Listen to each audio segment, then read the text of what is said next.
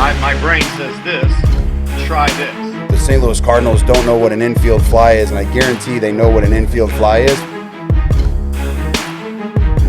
And he struggled mightily, and I think that becomes an issue because now he's so criticized. Talking Over-fluff. over-fluff. Too much fluff. I think so. Well, we're going to talk about it.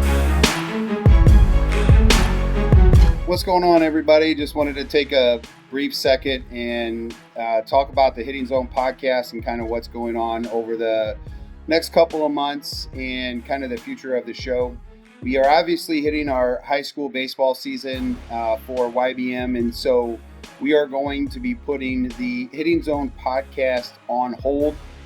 This is something we do every single year that I've been a part of the YBM podcast series with Brian and Red Earth Productions, YBM. So I want to make sure that I give a huge shout out to Game 7 for supporting shows like this, Prime Sports Midwest.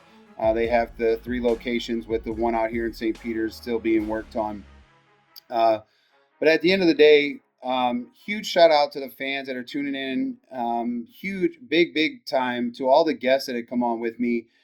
Thank you for everything and the participation that you guys have done to make the show what it is. We still need followers, viewers, all of that stuff. So make sure that you are hitting that subscribe button, hitting the dinger, because that's obviously what we do here. We're in the hitting zone, right? So make sure that you're doing that. And finally, my kind of final thoughts for the 25-26 podcast season is how much we had talked about the development opportunities for athletes and what that kind of looks like moving forward for us as a group, and then what we need to work on, and hopefully what questions that you may have. And for me, development is all facets of the game, whether that's the IQ, the skill positions, the what pitch to call here, all of that stuff. For me, IQ has a little bit of everything. It has the mental side of the game, the physical side of the game, the how to talk to your coach, your parents, other teams, how you should handle yourself with umpires. And development is one of those words I think that's hard to define because there's so much involved. There's coaches, there's parents, there's players. I can tell you that my job in the development is giving you a piece of information, and when I give you that information, that you execute it. And that makes me, as a coach, look like I know what I'm doing. If you don't take the information and run with it, ask questions, those kinds of details, sometimes it looks like then I don't know what I'm doing. And then naturally, I think the progression is somebody's going to blame somebody for not knowing something or whatever the case may be. And that's one of the reasons I actually work with Brian, is because we're always about solutions instead of creating more problems. So when we think about whose fault it is or what's not working, let's get away from that. Instead, let's pivot and find something that does work, because every athlete has something that triggers them, whether that's the relationships with parents, teammates, friends, whatever the case may be. We need to make sure that we're doing a very good job of connecting and communication, nonverbals, staying positive. And I'm not talking about self-positive talk. I'm actually talking about just being positive in situations. When you strike out with the bases loaded in the 3rd inning, you might have another chance later on. Maybe you don't, but maybe you do. So you need to put yourself back in the game and kind of get over it. I don't want the I don't need positive talk necessarily. Say I can do this, I can do that. I'm not that kind of guy. I do believe at times you need to kind of identify that you are struggling, and when you do that, how you adapt to it or how you deal with it, I think is very important to the learning side of this game. So development, folks, for me is just all hands on deck, finding ways to find what works best for your athlete, not some universal training method that everybody has to do. That is not development. Going in there with 38 guys, or I'm exaggerating, but going in there with 12 guys and having a generic T station, that's team practice, not instruction. And that's fine. I think it's important pieces of the puzzle because those are opportunities, again, to get better.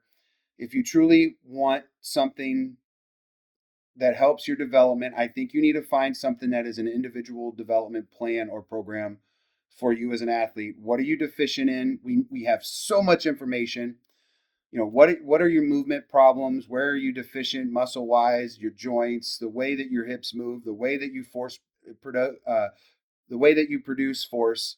All of these things tell us information, and I think that's what we need to start utilizing and helping our players kind of progress and develop in today's game.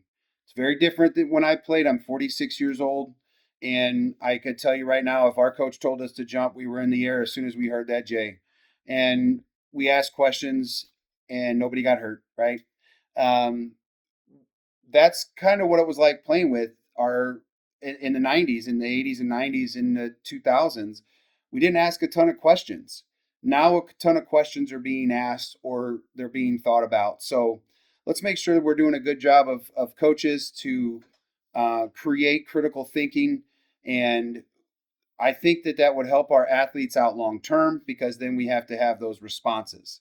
And then we have those responses, and then athletes can start self-organizing the things that we want them to be more proficient at as they get better and are continue in this game as they get older. So development, I think, is a hard word to explain in the game of baseball, but I do believe in solutions. And so let's make sure that the parents, the coaches, the trainers, the athletes, we're all working together for one common thing. Every one of those coaches, trainers, parents all have their own ideas. Let them have the ideas, let them do their thing, stop micromanaging them, and then it's up to the player to listen to what the parents said, listen to what the trainer said, listen to what their coaches desire. And if that player is doing that, I bet the development and the IQ of this sport just kind of takes off and changes. So with that being said, again, Brian French, thank you for allowing me to do this maybe 4 years ago. We're approaching 4 years. When we first met, I've had some great opportunities with YBM doing some of the games of the week. We're doing something different this year, so make sure you tune in to the YBM Club, and you're getting some of those details. But Legion, a big Legion guy, and having the 100-year anniversary and being able to do those playoffs was absolutely amazing.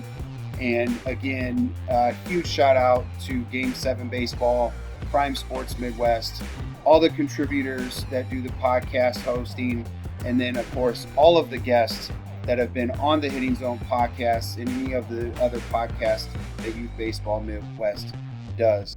As Brian would always say, the body follows the mind. So make sure that this is locked in so we can keep hitting taters.